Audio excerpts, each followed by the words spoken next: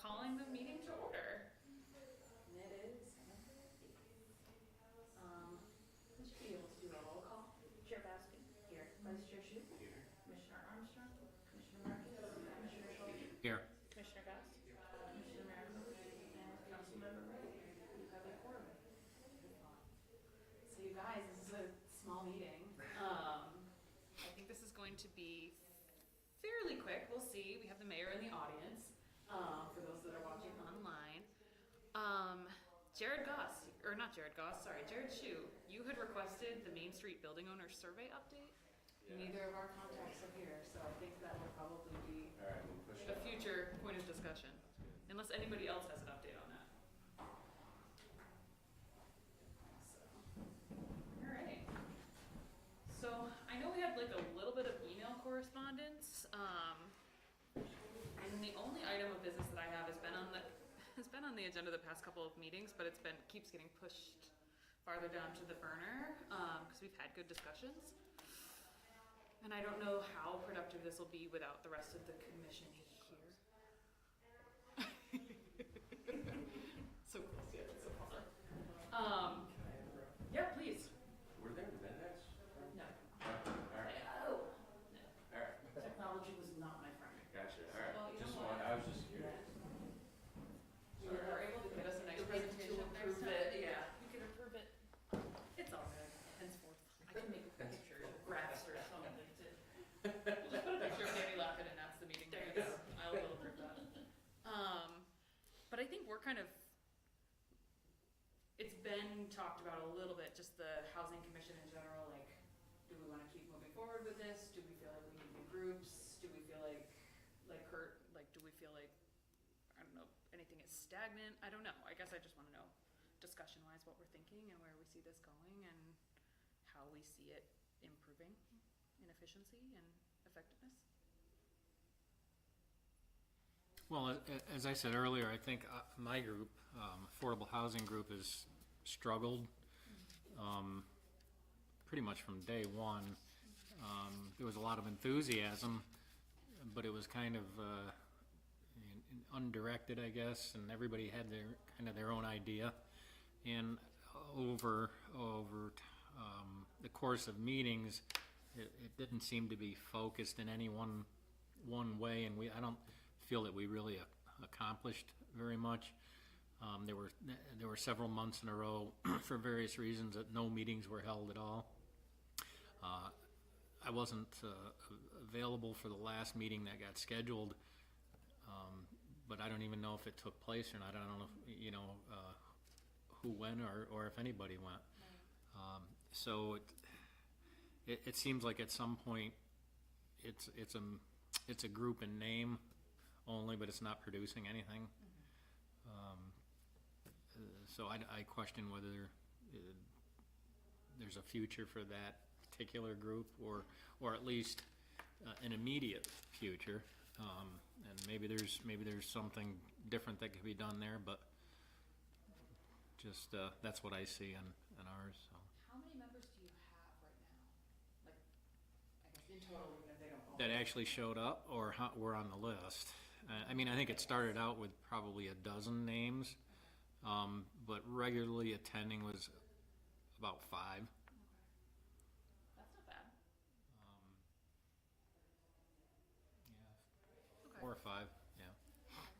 Your perspectives, do you feel like your groups are meeting or super productive or? My group is steaming ahead.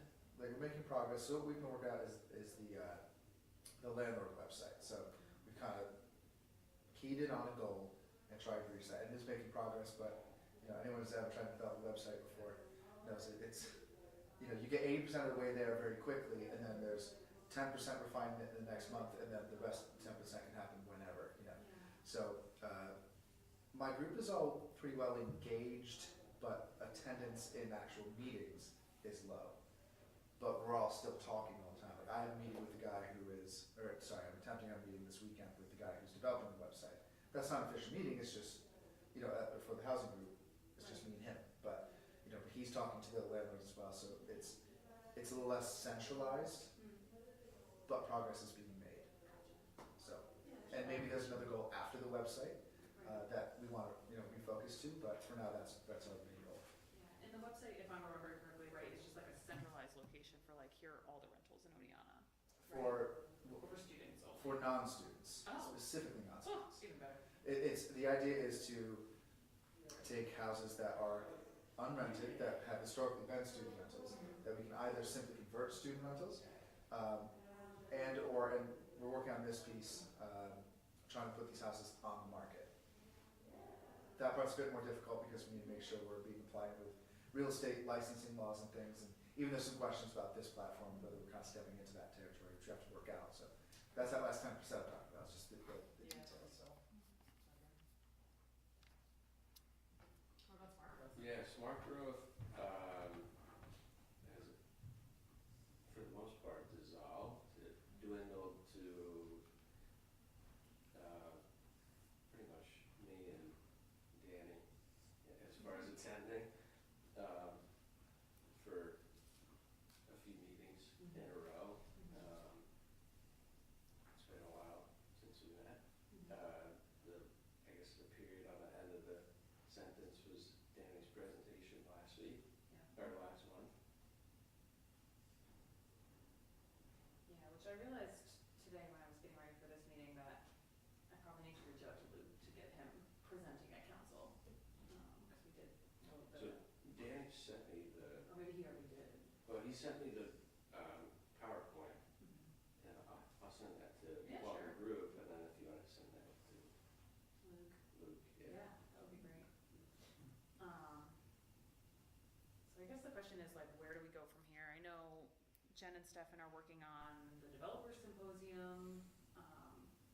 Deb has been involved with refugee resettlement, but that's not necessarily a group like the rest of them. No, no. And I guess probably we need more of the group here, but what do we see as the key issues? Like, Jared, I see rentals as one of the key issues, if not the key issue, affordable housing also, but, I don't know. I guess what do you guys think? So I guess going back to the concept of work groups, Right. I think in theory it is a good idea. In practice, it's a different animal. With everybody's busy schedules.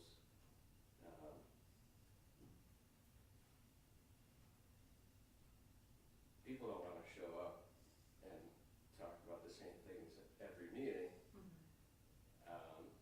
In the case of smart growth, we would have 4 people attend the meeting, and then the next meeting, the complete opposite 4 people attend that meeting. And, that doesn't, it's hard to get anywhere, without any sort of consistency. I think this type of groups and commissions, I think there's a lifespan to them. Especially in the small working groups, you start out and everybody's kind of driven, and as time goes on and you're discussing the same things over and over again, it's like, okay, we're not really doing much here, and you lose the people. And that's not just this group, that's any group I've ever been involved in. So, Mayor, I don't know if you had some sort of long-term or thoughts of,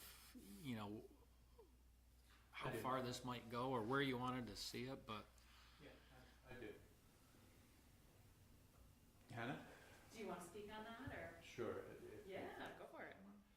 So you're 100% right, Kurt.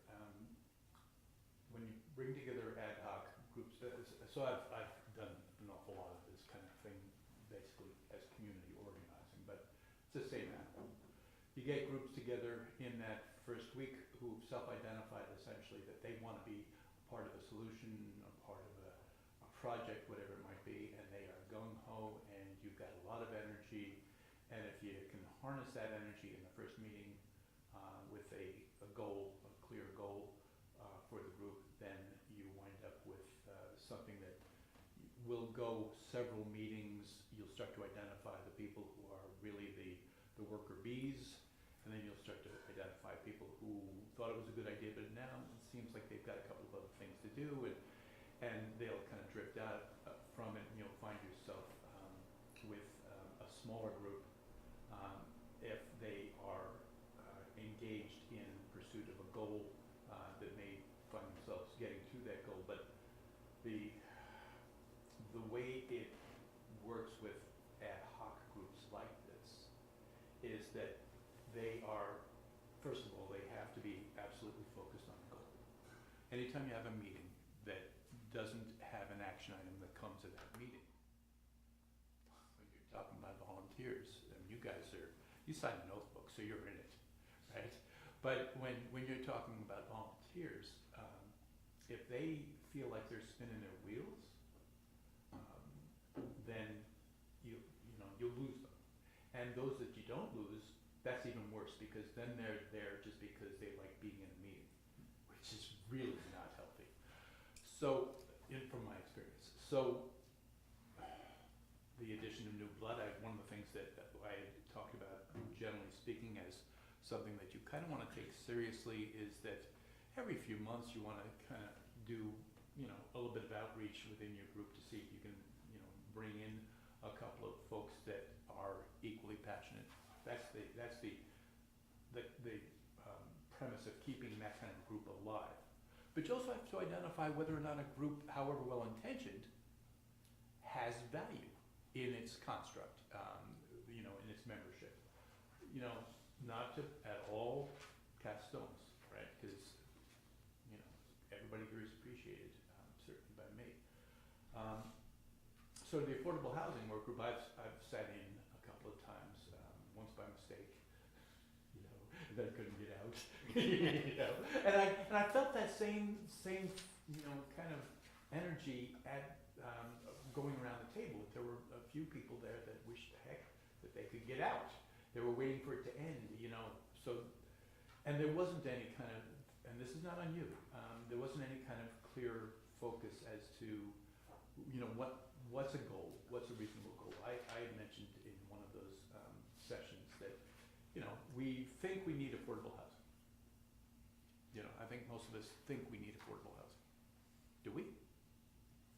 I mean, do we have empirical information that says we need affordable housing? How many people currently are, being provided or have access to affordable housing? How many people don't? What's the difference between those numbers?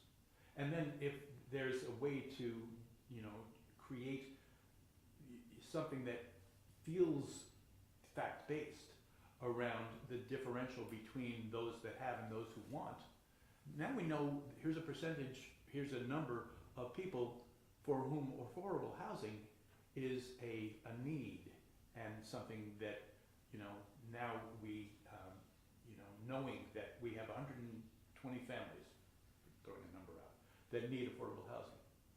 As the city, the community development director, planning department, planning and development department are engaging with developers, they can say with some certainty, there's a need for 120 families to have affordable housing. It gives them something to work with. But if, I know there's one member of your group against the danger of those who self-identify, who looks at it as an opportunity to get on a soapbox, and that takes over the meeting. So sometimes a group will find itself in a place where the best next course is to dissolve. Say, this ain't working, not with these folks, not without a clear goal. And it's that's no reflection on anybody. Knowing when to hold them, when to fold them, knowing when to shut down on something is key to keeping people. Now, on the Smart Growth group, I know that I got approached by several people who were on that group that felt like one person had kind of taken it over. And not saying it's a bad thing, just saying that was their perception, and they said, we want out. And they left. And what comes of that is that you don't get them back. Now you have something else that maybe would benefit from their engagement, but they're already burnt. They already said, you know, this was rudderless, didn't have any goals, any clear, structure, and it wasted my time. So don't bother me anymore. And we have 13,600 people here, or so, you know, in our community, and we have aspirations of a city 10 times the size. So you can't really burn volunteers.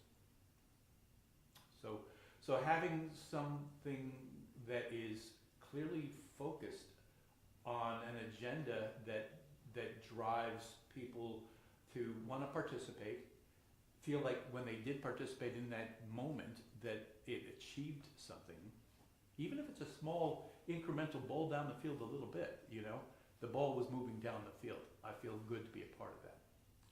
But without that, then you burn volunteers. You may or may not accomplish something. And in your group's case, you did, because you had, you know, one member who was like, you know, focused, right? But it wasn't a group effort, as it turned out. In the case of arguably, you said, you know, maybe the most important thing, this housing commission is a commission because there is a clear, I think, incontrovertible need that, you know, I think everyone would agree that housing is an issue. Well, what is the issue with housing? You know, one issue that we have with housing is that, you know, yes, there's not enough of it, but that which there is overpriced and beyond what anybody, you know, can reasonably afford. Why? Because the student rentals market has driven the market for so long that we have an unworkable dynamic around the expectation of rents. So Jared's group, which was the last one to form, that group is working on identifying a way. So a lot of student landlords, maybe not as many as we'd like to have, and then that's again another thing where you say, okay, do we have all the student landlords around this table that we want to have, especially if some of them are falling off the, you know, there's one, you know, again, I'm trying not to get into names, but there's one I know who hasn't shown up, you know, who is, you know, one of the larger landlords. Why are they not there? So those landlords that are experiencing, what are we down, about 600, you know better than anybody, beds or something like that? Reportedly. Yeah, approximately, right? So so down that number, what was the number you said? 600. 600 is about right, yeah. So down that number, you know, given the fact that it's $600-ish per month per bedroom on the average, maybe a little bit less. I'd say we're about talking in the 780. Yeah. It's definitely higher than 600. Yeah, yeah. So if you're talking about 600 beds and you're talking about, you know, let's just say $600 a month, and you you look at the loss that all of these student landlords, many of them who are absentee landlords, are facing, the dynamic winds up being, for those who are aware, and those are the folks that you reached out to, those who are aware, those are local folks, they're trying to spin their business strategies in a way more quickly than others to a place where they're not taking that kind of a loss. Or if they are going to take that kind of a loss, that they are looking at single-family homes, you know, among their, you know, various inventory that wind up being potentially moved. And that's what you're working on. So one of the issues that they identified in that, in your group, as I understand it, was that people who are looking for homes to rent don't look on student rentals sites because they're not students, right? So given that, you identified, and there's at least one HR director in your group, you know, which was great because one of the things I said in on an early one or two of your meetings, one of the things that was identified early on was that single-family homes that could be moved to the market, and actually for sale, but certainly for rent, there was some question in the minds of some of the student landlords around the table as to whether or not there was a need or a market even. And the HR director, the one that was, you know, at that particular meeting, said, oh yes, there is. And quite honestly, if we have communication with, here's what we have coming in, especially the trailing spouse, quote unquote, who's looking for, you know, this place in the city, and you have a place that's built in the 1950s, and they have an expectation of something that was built 50 years, you know, later in the 2000s, that you may be able to take your footprint of your house and kind of, you know, build to suit, right? So you get that kind of connection. So that's one of the things that and that's a conversation that I think kind of died in that moment, but has been logged, so that when you're talking about what's our next thing, you're able to go to that, which is huge. Right now, the focus is on, you know, creating a site that will allow these student landlords to move houses to the rental market that's long-term rental for folks that wouldn't typically look for it. My hope is that, I don't know if they're there yet, but that they start to understand that the market rate is not the rate that they have it. If they're getting $2,100 a month for a house with 3 bedrooms, that's not the rate. And hopefully they come around, my expectation is they will, to that reality, and then they take, you know, that new reality and apply it to their business model, which puts them still ahead of all those absentee landlords that still think that there's a student housing market here. So a lot of value in what's happening in your group, and a lot of potential for how that you know, might manifest itself in something that has, you know, a physical consequence. Here's a website that's doing something, but also in that you're able to continue to bring people into this equation, more people, you know, as you have people falling off, more people who can get invested in what the next step is. Oh, we have, if you're looking for that other market is here, and here are the HR folks that are willing to, you know, to kind of work out. So in that case, you have a group that's actually working, although you're experiencing difficulties with people showing up. So that's a case of, you have to kind of make the decision in the moment. Luckily, this is the only public meeting. The reason that there's that All For Oneonta website is that we had a council member who said, do you need to know the secret handshake in order to have access to the information that is being produced within the context of these various work groups? And that's why we have this reporting structure. Unfortunately, that's not really been used as we need it to be.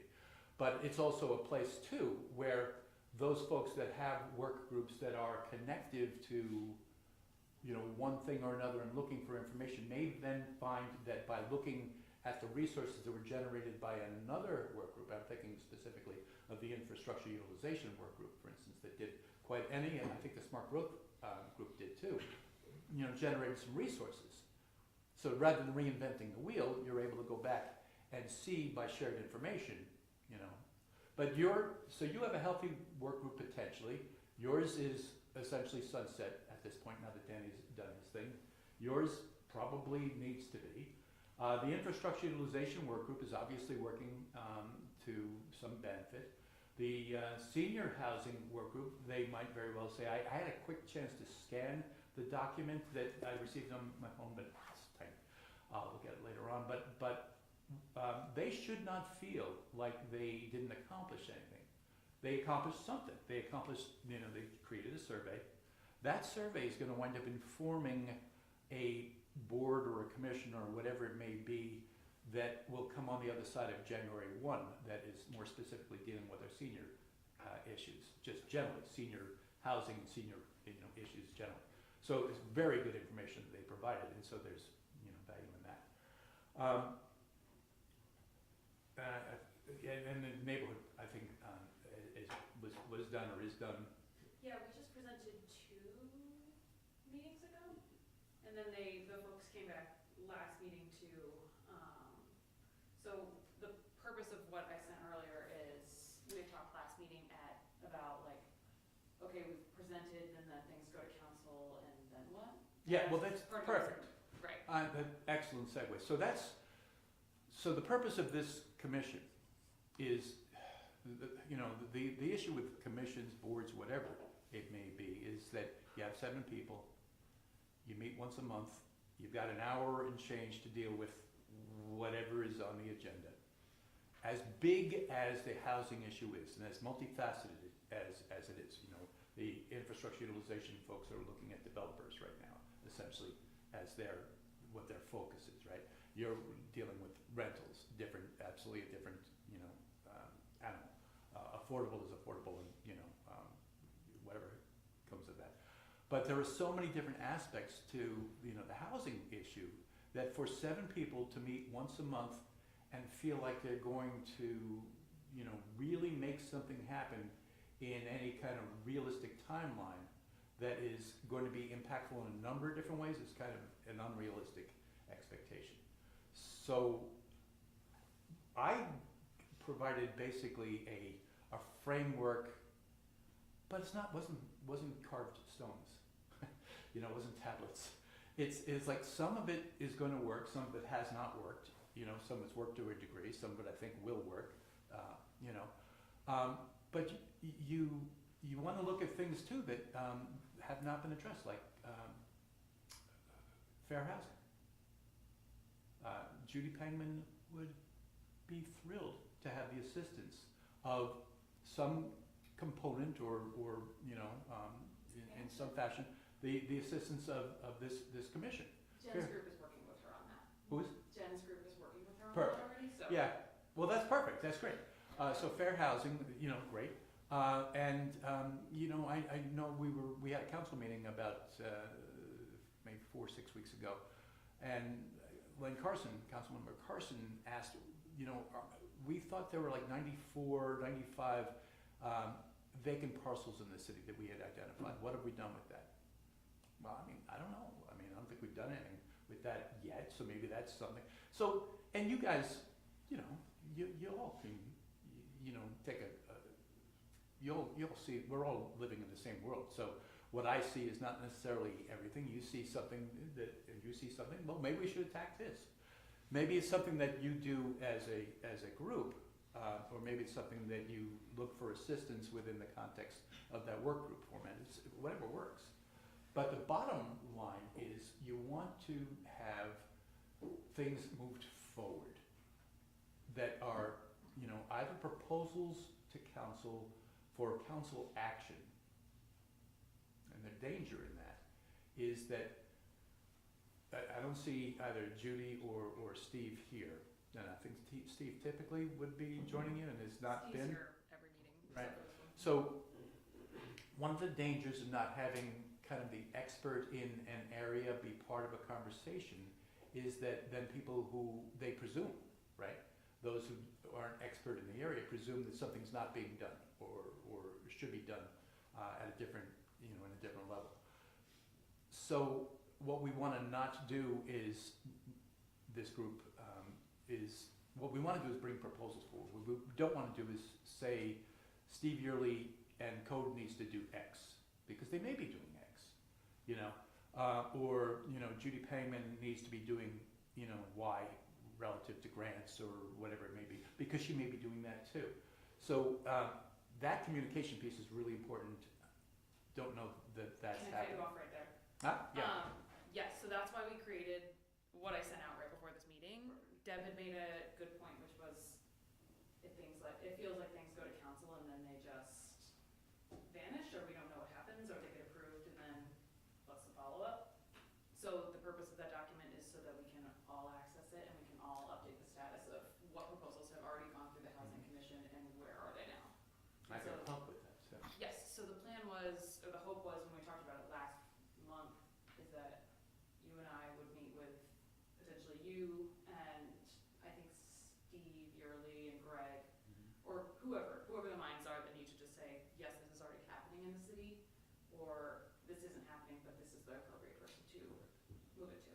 Right, that's So it. that's the goal. I have one last little piece and then I'll Sure, be sure. quiet, and that's, so one of the great things about a city like this that does actually have a lot of people who are invested in trying, want to see solutions, is that some solutions may happen outside of the governmental, structure. An example is that website, right? So So when that website comes online, it came through this committee, it came through your work group, but it isn't, it's not a function of the city government. So it doesn't create, there's no proposal created for action by common council. Many other things may have, but even the infrastructure utilization work group is building something, right? That doesn't require the council to approve it or not. So, you know, there's gonna be this kind of like a little bit of this, a little bit of that, a little bit of that. It really comes down to, do you feel like there's movement? Because then that's how you guys stay invested. So along the lines of proposals, you know, that's kind of, that's how you measure success, right? What's being developed, what can be approved, moved up the chain. I think the danger, because you mentioned, Mayor, you mentioned that, you know, Stephen might be working on something, or Judy might be working on something. I think that the danger with work groups is they might not necessarily know what's being worked on, right? So they might spend the time and energy to come up with something, and it turns out we're already doing it. I think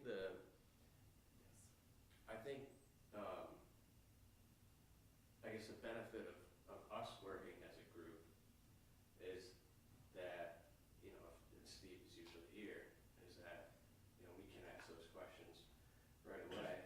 Right then we know the answer. Okay, so we're not gonna spin our wheels, right? So maybe that's a way to approach, maybe we pick something, maybe we pick some low-hanging fruit as a group and work on it. Yeah. Jared, can I ask, most of the work groups, they're meeting once a month at the most? I mean, typically, they're not meeting. You were meeting, yeah, yours was extraordinary, you were meeting like daily. But generally speaking, yeah, and I think it's great if this commission does work on something as a group, just as a commission. But if there's a work group that is working on something and that is brought back through the, you know, through the liaison to that group and discussed here, it's not likely that people are gonna get too far out over their skis in a work group, because hopefully you'll have the communication with the city staff, and of course the you know, dais kind of communication of all the members. So that's just, I think there's a safeguard built in to people getting too far down a rabbit hole, if that conversation happens here.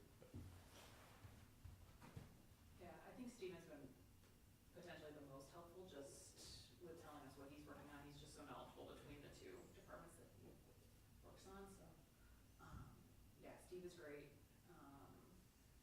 I like the idea of working on low-hanging fruit as a unit. Like, as a commission, we've talked about that a little bit the past couple of meetings, is like, even from neighborhood improvement, like, how do we take some of these things, like Jen said, and just like extrapolate on them as the commission?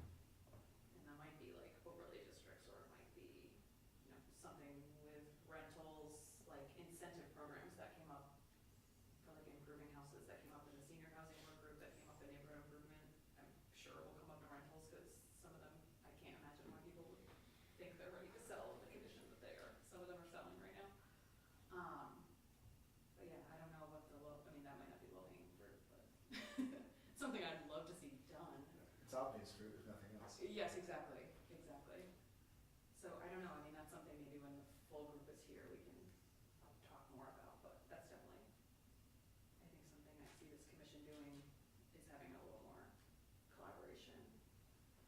So I feel like for a while, we were just recording what we were each doing and maybe having some like Q&A about it, but not really going anywhere with that. Right. So, hoping to get past that. Yeah. Hi Luke, welcome. Thank you. We're so happy to have you back. Yes, I finished my well, not yet, but within less than a month we finished, so I'll be at every subsequent meeting. That's gonna feel so good. Congratulations. Thank you. Yeah, and I feel like we just had some questions, and I know Deb specifically had some questions, and she's not here, so I don't remember what those questions were. One was about the homelessness group that you had created. I know that's one of the things she had talked about, was like, how does that affect housing, and what's our role in that? And so that's why we were hoping that you could come and speak to that, but Sure. now she's not here, so.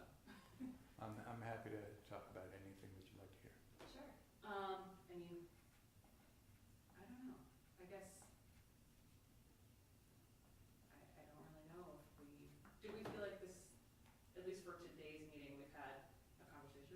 future of this group? Do we feel like there's more we wanna say? It seems like a lot of the work groups are sunsetting, if we wanna use that word, or just fizzling out. So I mean, it really seems like we're kind of getting to a point where we might need some more, and I'd like to think about like identifying what are the issues we wanna tackle. Yeah, I think as far as next steps, I think, you know, you're on the right track with that spreadsheet, because we can identify the proposals that have been attempted, anything that's been, you know, moved up the chain. You know, we can look at proposals made in the past, how much of that has been done.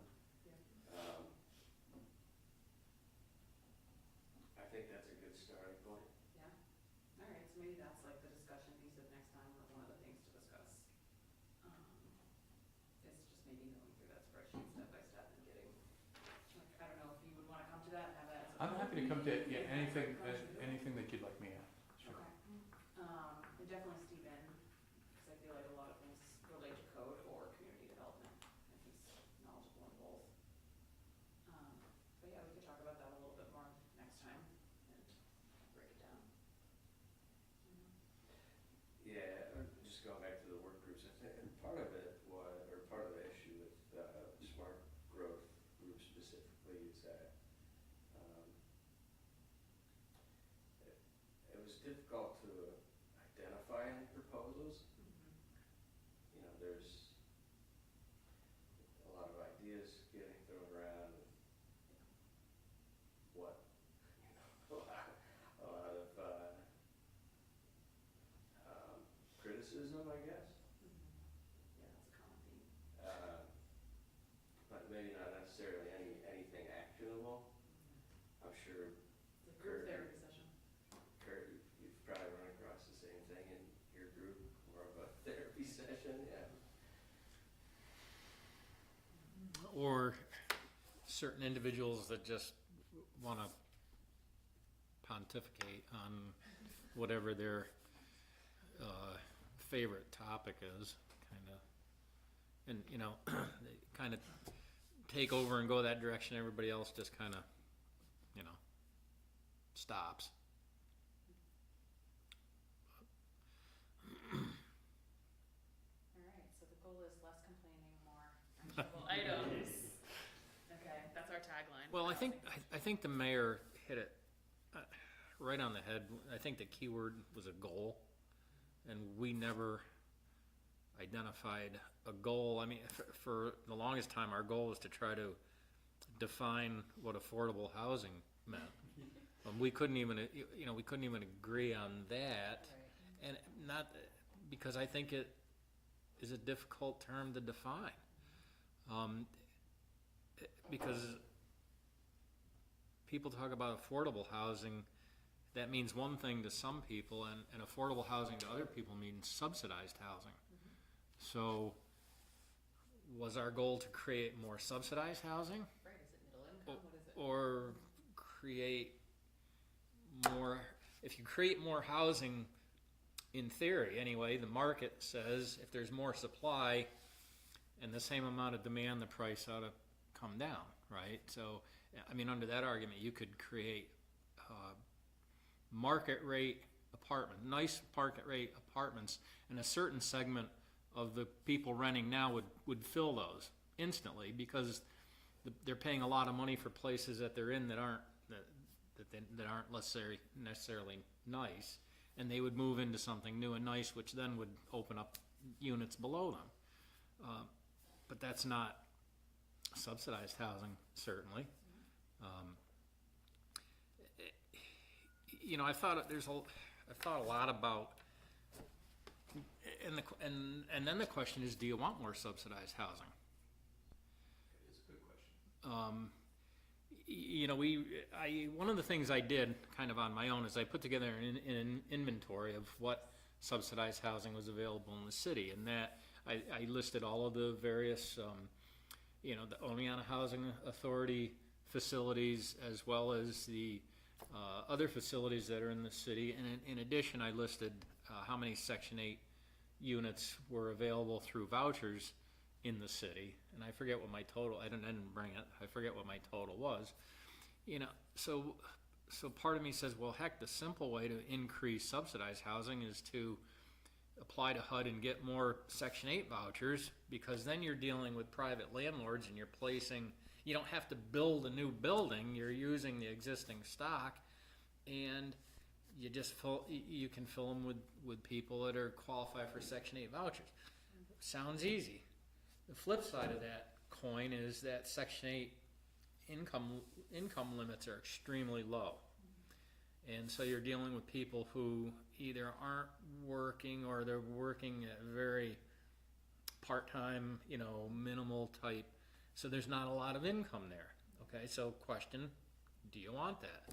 Number two, Section 8 vouchers travel throughout the country. And at any given time, 60% of our applicants are from what I'll call the New York City area, and meaning, you know, the 5 boroughs and whatever. So are we creating more housing, or are we just creating space for somebody to move in from another part of the country? So are we doing any favors for the people that live here? So one of the things that we did, and I apologize for rambling here, but one of the things we did at the Housing Authority like a year or so ago is we adopted a preference for people within X number of miles, I think, of the city. So at least that way, because we are bound by waiting lists, we have to follow waiting lists, and not only in our waiting lists, we have to follow income limits in some cases, depending on what facility we're talking about, where we have to target extremely low income people, even though the income level for a facility may be higher. So we'll have to go off the waiting list, but every second or third one, we have to take an extremely low person. So now I've rambled so much I've lost where I was going with all this, but we adopted the preference to try to limit the number of people that, you know, we're going to fill from out of town, maybe out of state. The Section 8 vouchers travel, so once you have one, you can literally go anywhere in the United States, Puerto Rico. I don't think there's anything in Canada, but so the goal for a lot of people on these Section 8 applicants is to apply to literally hundreds of agencies that are issuing them, and then try to get one, and then the long-term goal is to move where you really want to live. So we do two things. We've got a requirement that you must live here for a year after you get the voucher, and that we've adopted the preference for the local. Now, we had to do that and grandfather our current list in of, you know, I don't know, 75 or 100 people or whatever is on the wait list. So so we still have our 60%, give or take, of non-local applicants.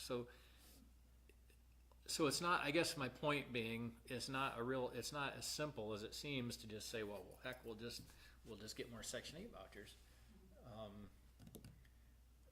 as a way to increase subsidized housing versus, affordable housing, I guess. Right. And the other thing that we see, and now I'm speaking purely observations from my job and not our committee. When you build new subsidized housing, part of what happens is people relocate. So you're not necessarily, you've created additional units, yes, but what we see is, so when the Dietz Street law opened, we lost 3 people, I think, three people immediate. They applied early on and were on the waiting list. We've since lost 3 more, I think. I mean, they're brand new. They're really nice. Nader Towers is, 1950 years old. It's old, it's small, you know, so people are gonna, and for the same price, I get something brand new, so. So there's a certain amount of shifting, and the same thing happened when, the facilities up at, on Monroe opened. Housing Visions facilities, part of that was a senior facility. You know, we lost people up there as well. And the other, another thing that I personally deal with is HUD restrictions for facilities, let's say like Nader and Academy is, it's supposed to be originally was designated senior housing, and then really not all that long after that happened, HUD said, well, if you're senior, now you have to be senior and disabled. And so now a certain percentage of our units are disabled, and disabled under HUD's definition is extremely wide-ranging, can be almost anything, if you can get a doctor to say that, you know, it exists. And such that we are seeing our percentages slowly change from senior, almost all senior, to now, you know, there's a shift, so we're dealing with a lot more disabled. And that creates its own set of problems. By recent example, and we actually had somebody who was homeless, living under the bridge, a relative helped them, they applied, went through the whole, you know, program, the whole process, did everything they were supposed to do, and even though they didn't have landlord references to go by, you know, we approved them, got them moved in. Well, so not only did he move in, but then let's see, his son was there, and then the group of individuals that, you know, lived, they were there, and I mean the police, we had OPD down there about every day for the first 2 weeks that this individual moved in, and I guess my point being, it's a lot more complicated than what you think when you say, well, we'll just make more affordable housing, you know, to take care of the homeless problem or whatever. So I think to your point, it's just so subjective and complex and nuanced, and yeah, it's not as simple as a definition. so anyway, I just observations, nothing that came out of our group, and I apologize for the ramble, but. It's all good. Mind if I dovetail? Is that okay? So, I think part of this, and I'll start by saying that I am a believer in market forces. I think that things do tend to level out where they want to, okay? But quite against that, Oneonta has existed in such a strange real estate market where, now I've mentioned this before, past 40, 50 years, you could make a ton of money on students, but the price of the houses never came up to meet that rental income for whatever reason. That I can't tell you why. You know, any of these houses, let's say the 3-bedroom house that you get $2,100 on, if that house were in Burlington, Vermont, you know, that might be a $500,000 house. In Oneonta, it's been $80,000 on the market, you know. So, and of course we've had 2 colleges, lots of students. And the other thing, by the way, is whether this is my opinion, I suppose, but whether you want to admit it or not, there's a lot of money that we get as a city from just having the students here, you know, just at the shops, the bar, I mean, it's a ton of money, right? So on the one hand, you know, we don't want enrollment to go down, though it will, as we know. Though it is up, by the way, 80 or so heads this year. So the silver lining is not going to stay there. But as a result of the enrollment going down, landlords have had to sort of change. It was the point of my group is to put the houses back on the market, blah, blah. Now maybe they go to locals at first, as a way to kind of stem some financial bleeding on the landlord side, and then they realize that's untenable, put it on the market as an actual sale that goes hopefully then to a local. I'm hoping, and my whole preface there is to say that I hope this is a market correction that will eventually trickle down to, I mean, if you see this as a top-down sort of thing, isn't necessarily, but it'll trickle down to affordable housing, whatever that means. Because we've existed in such a strange real estate market for so long, even if enrollment goes back up, hopefully the price of a rental house, if you're gonna make, all this money, is going to be such that you're just not gonna have as much of them, unless you're gonna buy it at a local rate for local people, if that makes sense. This has been a strange market for so long, for whatever reason, I can't tell you why, but it's strange that it's existed in this state for so long, and I think the enrollment decline will be the overall impetus to have that correction, even if enrollment goes back up. So. And do you feel like the landlords that are putting their houses on the market are improving them before they do that? No. Yeah, I don't think so either. No, and I'm not pointing this comment at any one individual, but my experience has taught me that, and for good or bad, I just think this is true.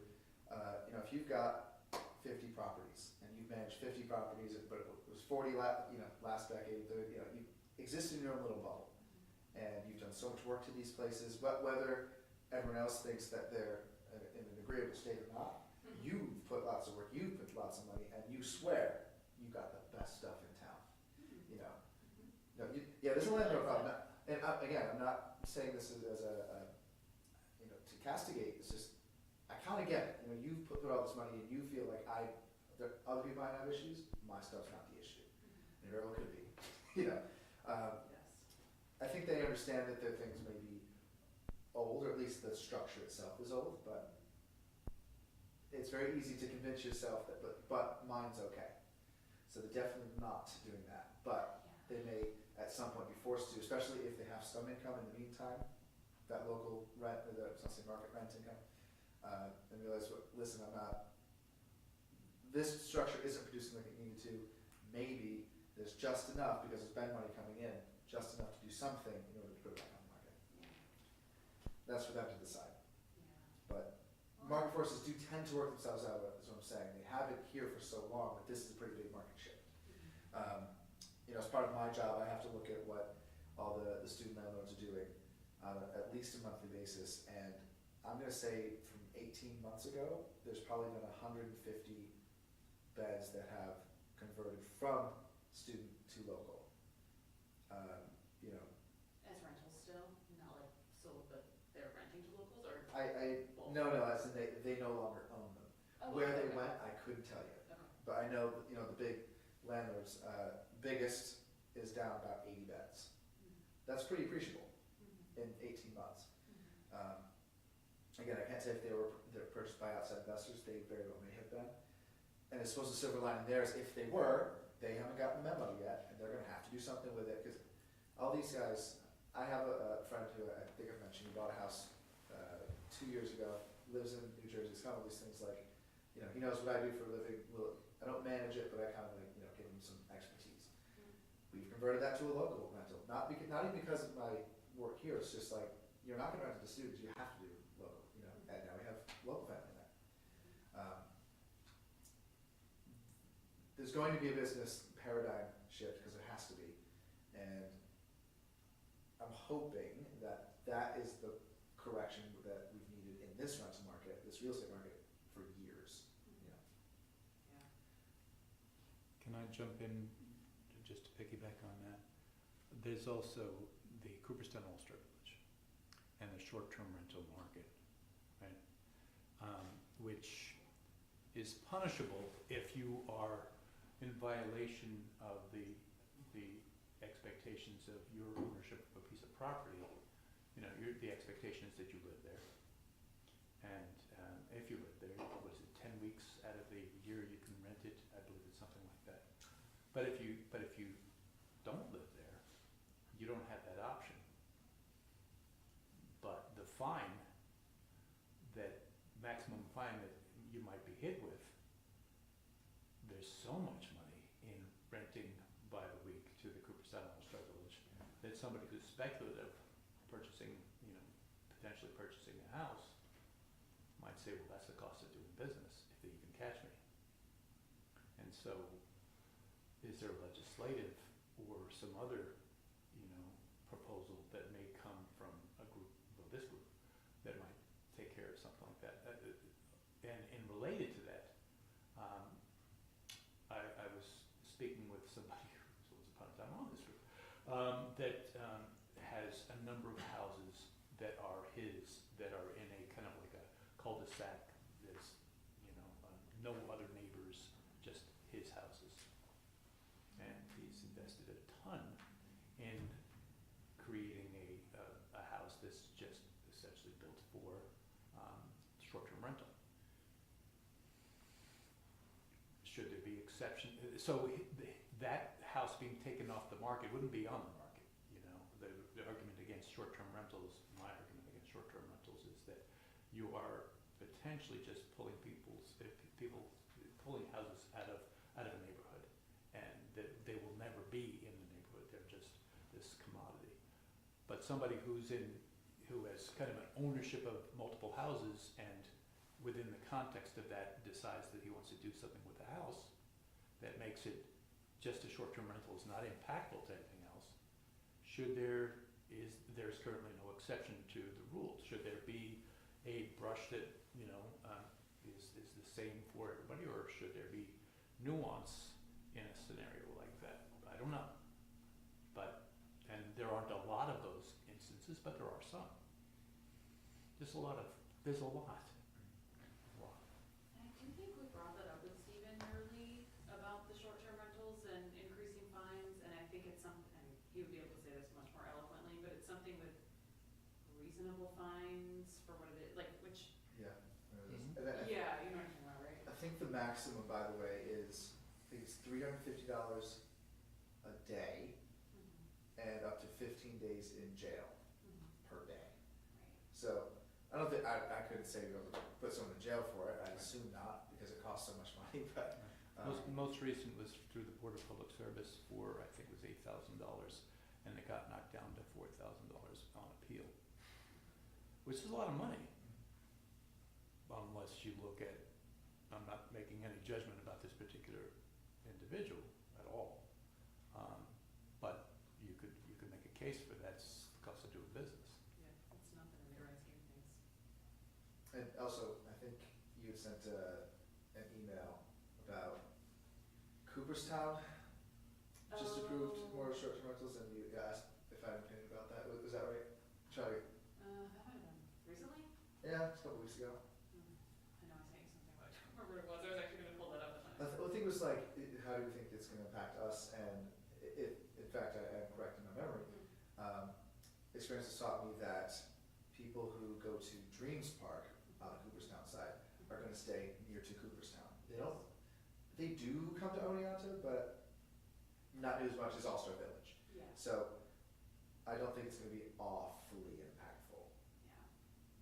Well, It must be some, but and I don't know if this is like, I don't know, Cooperstown is such a different market than Oneonta, but Cooperstown is so much more beautiful in a lot of ways in terms of like the historic houses have been preserved.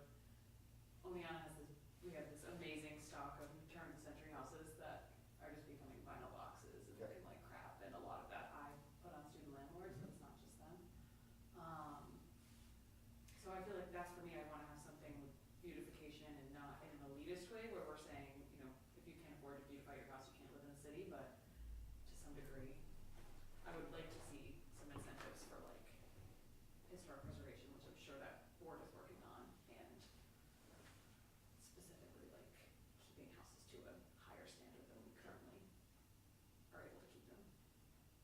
And Not you, just landlords. I still have never seen the house, but I know you've done a huge amount of renovation to the Right. house, right?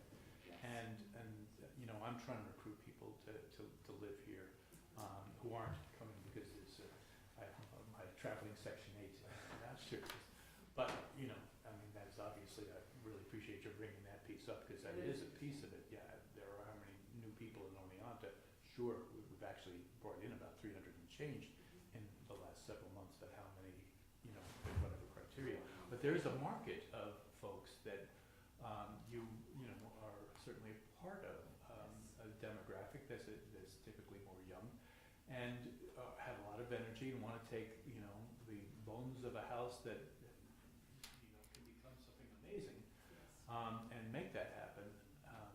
That's one of the markets that I want to be tapping into for recruitment, but you also, having walked that walk now, you have also experienced all of the difficulties of that, and, you know, some of those, I don't know, but maybe some of those are potentially something that should be addressed, you know, by a group like this, you know.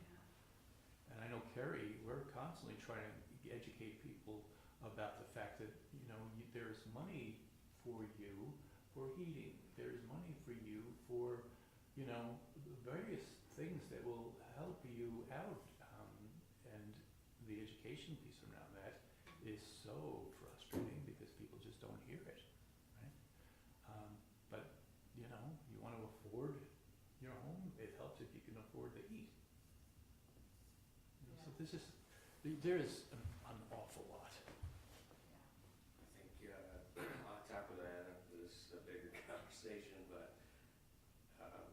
we need to give people a reason to stick around, you know. Just a quick story, on Center Street, a few houses down, young couple bought a house, had 2 young kids, fixed it up. A little while later, they moved out, there was a student rental sign on their front lawn, and, This is most at students only. yeah. Yep. That's heartbreaking to hear. And, you know, on one hand, you can't blame them for selling their house, making a ton of money. But on the other hand, if they had a reason to stay, you know, that's how you build neighborhoods.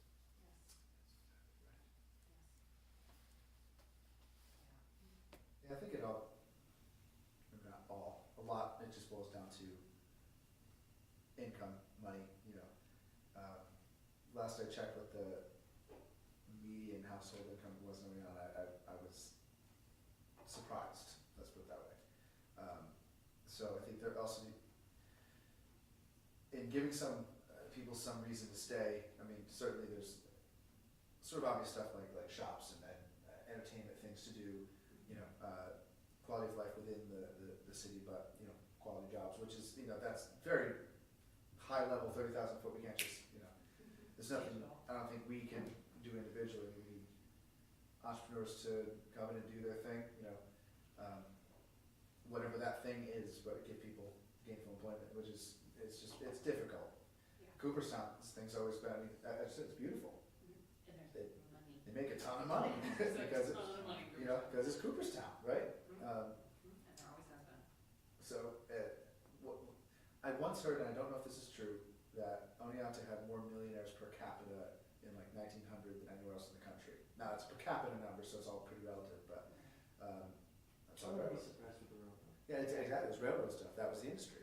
What was it, Gould wasn't very far from here. He was horrible, but he was very rich. Margaretville. Yeah, oh yeah, that's right, but there's a ton of money in the railroad, and that's why all these houses were built at the same time, you know, 1880, 1920, 1930. And then, I mean, I couldn't tell you the exact history, but, you know, obviously I didn't stick around, and then we still have the same houses. You know, And just not as many people with that kind of resource to Right. fund them. Yeah. Well, I just emailed our state senator the other day about high-speed railroads, and this is so off topic, but if we had a high-speed railroad from Oneonta that connected us to Binghamton and Albany, and maybe the city, and maybe Buffalo, or whatever the heck, like, we would have commuters, it would be amazing. I have More brought public that transit, up the to, better. believe me, I have brought that up to every elected official Yes. above me, which is a few of them. And those that haven't laughed at me, it's very, it's, Right, I don't and it understand. would, yeah, what a difference maker it would be. It would Oh, be Lord. unbelievable Yes. for Central New York. I'm not giving up on it. Unfortunately, I think there's a lot of money keeping it out. Oh, can you expand on that? What do you mean? that's it. My tinfoil hat on, sure. Do you have it? I mean, just knowing how lobbying works, I'm sure, you know, I'm sure there's a lot of money to be made by keeping I-88 open, in terms of vehicle sales. once, but some of the highest per capita jobs that are outside of Wall Street are car dealerships, gas stations, things like that. So there's and you know, the deeper pockets, the more political influence you have. So unfortunately, there's not a lot of millionaires in public transit. A lot of millionaires in the auto industry. Yes, the American way. Well, that's a whole separate issue, but, I don't wanna keep everybody's time, cause it's 8:08-ish. But it seems like for next meeting, we wanna dive into the spreadsheet, wanna kind of identify what are the key issues we wanna tackle, because we've all just mentioned like a dozen of them, but what are the key ones? And then, how do we work on that, either as a group, do we create new work groups, do we just work on it as a commission, et cetera? Our low-hanging fruit. Any other thoughts? Discussion?